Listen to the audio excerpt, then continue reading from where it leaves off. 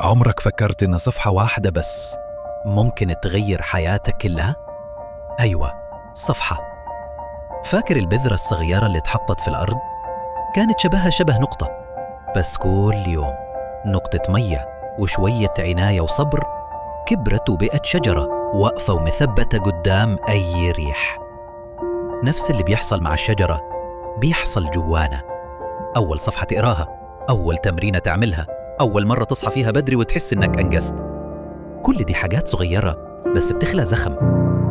علم النفس بيقول إن الزخم الحقيقي بيبدأ بخطوة صغيرة، بس دماغك بيشوفها إنجاز وبيكافئك بالدوبامين، وده بيشجعك تكمل وتدي أكتر وتحس بطعم النجاح. حتى لو كانت خطوة بسيطة بس تأثيرها كبير. ومع الوقت الحاجات الصغيرة دي بتصنع فرق حقيقي.